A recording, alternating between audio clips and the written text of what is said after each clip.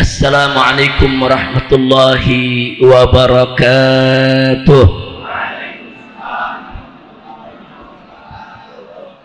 Bismillah walhamdulillah wassalatu wassalamu ala rasulillah wa ala alihi wa sahbihi wa mawalah. Ahibba'il kiram, usikum jami'a wa nafsi bi taqwallah wa bi ta'ati rasulillahi sallallahu alaihi wa alihi wa sahbihi wa sallam. Fa nas'alullah subhanahu wa ta'ala an yahdiyana ila siratikal mustaqim wa yaj'alana minal muttaqin wa yudkhilana jannatahu jannatan na'im bihaqqi sayyidil mursalin walhamdulillahi rabbil alamin. Taqabbalallahu minna wa minkum fataqabbal ya karim. Kepada para habaib, para alim ulama, para kiai, para ustadz, segenap tokoh masyarakat setempat, wabil khusus kepada segenap panitia penyelenggara yang telah bekerja keras untuk mensukseskan acara ini, yang telah mengorbankan tenaganya, pikirannya, hartanya. Semoga diberikan ganjaran berlipat ganda oleh Allah subhanahu wa ta'ala. Wabil khusus penghormatan ini kita sampaikan kepada sahibul majlis dari Majlis Al-Bahjah yang sama kita cintai, yaitu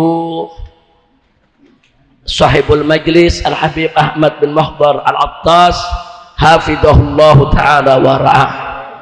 Mudah-mudahan beliau beserta segenap keluarganya, khususnya ibundanya tercinta yaitu Ummul Lail, mudah-mudahan senantiasa diberikan oleh Allah panjang umur dalam taat dan ibadah, dalam sehat wal afiat, begitu juga semua keluarga besarnya, amin ya rabbal alamin. Hari ini saya lihat Masya Allah banyak habib-habib muda kita yang hadir.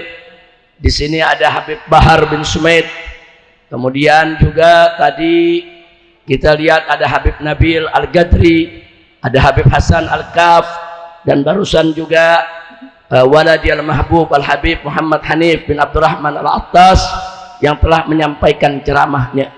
Saya tidak sebutkan lagi satu persatu semua nama habaib, tokoh, kiai yang hadir tanpa mengurangi sedikit pun penghormatan dan kecintaan kita kepada mereka. Mudah-mudahan semuanya kita doakan agar senantiasa dilindungi oleh Allah, diberkahi oleh Allah, diberikan kebahagiaan dari dunia hingga akhirat, amin ya rabbal alamin. Ahiba'il kiram, tadi sudah panjang lebar kita mendengarkan nasihat-nasihat dari para guru-guru kita, dan terakhir tadi kita lihat bagaimana Habib Hanif menyampaikan kepada kita tentang pentingnya kita cinta kepada Nabi, pentingnya kita mengikuti Nabi, pentingnya terus kita menyemarakan untuk selalu menjadikan Nabi sebagai uswatun hasanah insya Allah. Nah, pada kesempatan ini saya ingin mengajak diri saya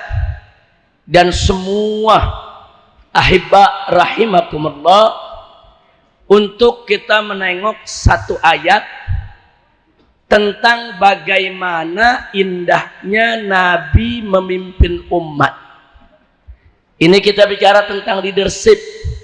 Kita bicara dari segi bagaimana kepemimpinan Nabi alaihi salatu wassalam di tengah umatnya. Nah, kenapa ini menjadi penting? Karena kalau ini diketahui oleh generasi muda kita yang ada saat ini, karena subhanul yaum rijalul qad, pemuda hari ini akan menjadi pemimpin di hari esok. Nah, kalau dia tahu bagaimana cara Nabi memimpin, insya Allah itu akan menjadi contoh buat anak-anak muda kita manakala mereka kelak menjadi pemimpin di tengah umat, amin ya rabbal alamin. Kita buka surat Ali Imran ya. Di sana Allah Subhanahu wa taala menyatakan, A'udzu billahi minasyaitonir rajim. Bismillahirrahmanirrahim. Fabima rahmatin minallahi lintalahum. walau kunta faddan gharidal qalbi lan faddu min hawlik fa'fu anhum wastaghfir lahum wasyawirhum fil amri fa idza azamta fatawakkal 'ala Allah innallaha yuhibbul mutawakkilin. Shadaqallahul azim. Indah ini ayatnya. Allah menceritakan tentang bagaimana kita punya nabi memperlakukan umatnya. Allah menyatakan fabima rahmatin minallah, yaitu dengan rahmat dari Allah subhanahu wa ta'ala yang dilimpahkan kepada nabi kita Muhammad sallallahu alaihi wasallam. Allah menyatakan lintalahum, engkau menjadi lembut, engkau menjadi ramah, engkau menjadi santun ya Muhammad kepada kau punya umat. Masya Allah, semua itu adalah serpihan dari rahmat Allah subhanahu wa ta'ala. Artinya dari baris ini kita lihat siapapun yang menjadi pemimpin wajib untuk bersikap santun kepada yang dipimpin. Sudah pejabat wajib santun kepada rakyat, pejabat wajib untuk ramah, untuk lembut kepada rakyat. Enggak boleh pejabat bengis kepada rakyatnya, saudara. Kira-kira jelas tidak? Jelas tidak? Jadi indah. Allah punya informasi buat kita dan tuntunannya buat Nabi. Fabima rahmatin minallahi lintalahum, yaitu dengan rahmat dari Allah subhanahu wa ta'ala ya Muhammad, engkau menjadi lembut, engkau menjadi santun, engkau begitu ramah terhadap kau punya umat. Alhamdulillah. Jangankan kepada umat, saudara, sampai Nabi kalau melihat ada umatnya dulu ketika beliau hidup, ada yang membawa seekor keledai dengan barang di atas tunggangannya melebihi kapasitas, ditegur sama Nabi. Dipanggil yang punya keledai, nggak boleh kau berikan beban di atas keledai melebihi daripada kapasitas kekuatannya. Bayangkan, keledai diperhatikan oleh Nabi, nggak boleh dizalimi sama pemiliknya. Subhanallah. Itu kita punya Nabi, saudara. Kemudian setelah itu Allah ingatkan kepada Nabi alaihi salatu wassalam, walau kunta faddan ghalidhal qalbi, andai kata engkau ya Muhammad bersikap keras atau kasar hati terhadap kau punya umat, apa yang akan terjadi? Dan faddu min haulak, mereka akan meninggalkanmu, mereka tidak akan mendekatimu, mereka akan bercerai-berai, pergi, nggak mau dekat denganmu. Masya Allah. Bu,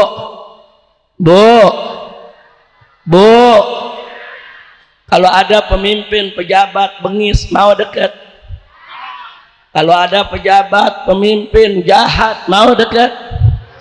Kalau ada pejabat pemimpin kasar, mau dekat? Jadi Allah kasih tahu Nabi, dengan rahmat Allah engkau itu santun, engkau itu lembut ya Muhammad. Sebab andai kata nggak ada rahmat Allah, kemudian Nabi bersikap kasar dan keras hati, maka niscaya umat akan meninggalkannya. Nggak sampai di situ, selanjutnya Allah nyatakan kepada Nabi, fa'fu anhum, maafkan mereka ya Muhammad. Artinya kalau kau punya umat, kau punya rakyat yang kau pimpin punya kesalahan, maafin. Bayangkan saudara, rakyat yang salah saja Allah ajarkan Nabi maafkan. Jangan kesalahan rakyat dijadikan alasan untuk menindas rakyat. Masya Allah. Kalau zaman sekarang kan enggak, rakyat lupa pajak sedikit udah dikasarin. Betul. Lupa bayar listrik, mati listrik. Betul. Iya, rakyat banyak salah, betul. Allah juga tahu kok umat Nabi banyak salah, tapi Nabi dituntun oleh Allah, fa'fu anhum, maafkan mereka. Selama kesalahan tersebut masih bisa ditolerir, selama umat itu masih bisa dibina, maafkan. Subhanallah. Jadi rakyat yang salah aja Nabi disuruh maafin, apalagi yang nggak salah, saudara. Ini di kita yang nggak salah aja digebuk, apalagi yang salah. Betul? Lu betul aja lu. Pengen gua ditangkap kali ya. Bu, kalau punya pejabat pemimpin yang lembut, enak gak? Yang santun, seneng gak? Yang mudah memaafkan kesalahan rakyatnya, cinta tidak? Shallu ala nabi. Bahkan bukan sekedar Nabi diperintahkan Allah memaafkan mereka. Setelah itu Allah nyatakan fa'fu anhum wastaghfir lahum. Artinya apa? Wastaghfir lahum, Muhammad, mohonkan kepada Allah pengampunan untuk kau punya umat. Bukan sekedar maafkan. Kalau umatmu banyak salah, banyak dosa, mohon kepada Allah agar Allah mengampuni mereka. Subhanallah, dituntun tuh kita punya Nabi Allah. Bagaimana cara menjadi seorang pemimpin? Bagaimana cara menjadi seorang pejabat? Saudara, sikap lembut, santun, jangan kasar, jangan keras, gampang memaafkan, bahkan sering-sering mendoakan umatnya supaya diampuni oleh Allah. Saya mau tanya, akhlak Nabi indah tidak? Bagus tidak? Cinta sama Nabi? Betul. Sallu ala nabi. Allahumma sholli wa sallim alaihi. Gak sampai di situ. Kemudian diajarkan lagi oleh Allah kepada Nabi. Setelah fa'fu anhum wastaghfir lahum wasyawirhum fil amri. Hei Rasulullah, wasyawirhum fil amri, ajak kau punya umat musyawarah dalam urusan mereka. Subhanallah, rakyat diajak musyawarah. Oh, ada rakyat rumahnya mau digusur karena mau ada pelebaran jalan untuk kepentingan umum. Boleh, nggak apa-apa digusur, tapi ajak musyawarah. Bagaimana cara gusurnya? Di mana mau dipindahkannya? Berapa ganti untungnya? Sampai si rakyat ridho, saudara. Si rakyat ridho, pemerintahnya senang, jalankan penggusuran, saudara. Betul? Betul? Kalau mau merelokasi umat, mau dipindahkan, boleh, bukan nggak boleh, saudara. Kalau ada kepentingan yang lebih utama, ada kepentingan yang lebih besar, silakan gusur umat, silakan pindahkan umat, tapi wajib wasyawirhum fil amri. Ajak mereka musyawarah, tanyakan mereka bagaimana kemauan mereka, bujuk sampai mereka ridho. Nggak boleh mereka disalimi, nggak boleh mereka ditindas, nggak boleh, saudara, mereka diperlakukan dengan tidak adil. Apalagi sampai ditangkepin, udah dimasukin ke mobil, dianjing-anjingin. Apa? Pemimpin nggak begitu, saudara. Nggak boleh. Nah, jadi apa yang kita lagi saksikan saat ini, saudara, ini adalah kehancuran daripada kepribadian kepemimpinan, atau dengan kata lain, kita sedang mengalami darurat kepemimpinan. Kita butuh pemimpin seperti yang dicontohkan oleh Nabi, pemimpin yang santun, pemimpin yang baik, pemimpin yang cinta rakyat, pemimpin yang tidak menindas rakyat, pemimpin yang mengajak musyawarah rakyatnya, pemimpin yang gampang memaafkan, pemimpin yang mendoakan rakyatnya dengan kebaikan, bukan pemimpin yang menyusahkan rakyat, saudara. Bukan. Jangan negara, saudara, dijadikan musuh rakyat. Saudara, negara tanpa rakyat nggak ada negara, saudara. Nggak ada. Rukun negara itu ada teritorial, saudara, dan ada rakyatnya. Kalau nggak ada rakyatnya jadi negara tidak? Enggak. Jadi rakyat itu salah satu rukun terpenting berdirinya sebuah negara. Maka itu rakyat nggak boleh boleh dizolimi, saudara. Saya bicara begini sekali lagi, bukan digusur nggak boleh, bukan, boleh. Dalam Islam boleh ya, kawan. Boleh digusur, boleh dilebarin jalan, umat boleh dipindah dari satu kampung ke kampung lain, boleh. Tapi nggak boleh ada pemaksaan, nggak boleh ada hukum paksa, saudara. Bahkan jangankan kita bicara syariat Islam, jangankan kita bicara Al-Quran dan As-Sunnah, saudara, kita bicara undang-undang yang berlaku di Indonesia saja tidak boleh ada orang yang dipaksa pindah, saudara. Di samping saya ada pengacara saya. Coba tunjukkan Habib Ali. Saya tunjukkan, saudara. Ini ada Undang-Undang Republik Indonesia nomor 26 tahun 2000, saudara. Di sini menimbang, mengingat, dan seterusnya sampai memutuskan. Kita masuk pasal ke-9, saudara. Di sini disebutkan kejahatan terhadap kemanusiaan sebagaimana dimaksud dalam pasal 7 huruf B adalah salah satu perbuatan yang dilakukan sebagai bagian dari serangan yang meluas atau sistematik yang diketahuinya. Ini pasal 9 huruf D, A, B, C, D, saudara. Selanjutnya, bahwa serangan tersebut ditujukan secara langsung terhadap penduduk sipil.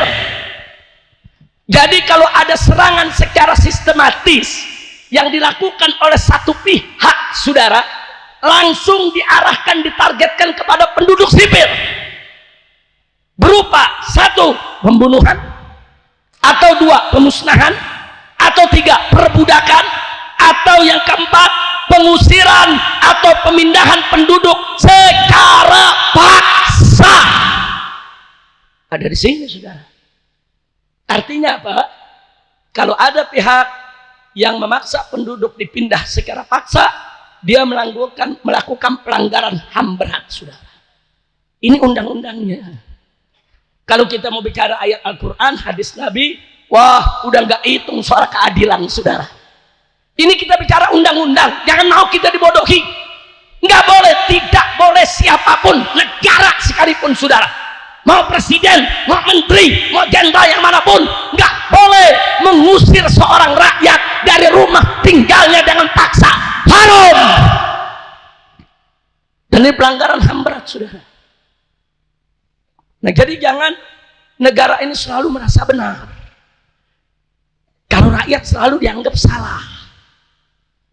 Apalagi, saya tunjukkan lagi, saudara, apalagi saudara-saudara kita di Barelang, saudara, Pulau Batam, kemudian Rempang, Galang, saudara, itu sudah ada keputusan wali kota Batam. Ini keputusannya, saudara. Keputusan wali kota Batam. Saya tunjukkan, saudara. Nomor KPTS titik 105 garis miring HK garis miring 3 Romawi garis miring 2004 tentang penetapan wilayah perkampungan tua di kota Batam. Isinya, saudara, di sini disebutkan nama-nama pulau, di sini disebutkan nama kecamatan, kelurahan. 1, ada di sini nama Batu Ampar dengan kelurahan Bengkong Harapas, Bukit Sinyum, Bengkong Laut, Batu Merah, dan seterusnya, saudara. Termasuk, saudara, kelurahan Rempang, saudara. Semua nama desa yang ditulis di sini, saudara, dinyatakan dilindungi, budayanya tidak boleh dirubah, tidak boleh diganggu, saudara. Ini keputusan wali kota Batam tahun 2004, baru kemarin dia dapat cagar budaya. Desa-desa itu disebut perkampungan tua. Kenapa disebut perkampungan tua? Itu perkampungan bersejarah bagi masyarakat Melayu, saudara. Terakhir saya baca buku sejarah masyarakat Melayu, saudara. Kalau kemarin saya masih dapat informasi Di Rempang dan sekitarnya masyarakat tinggal di situ tahun 1800-an.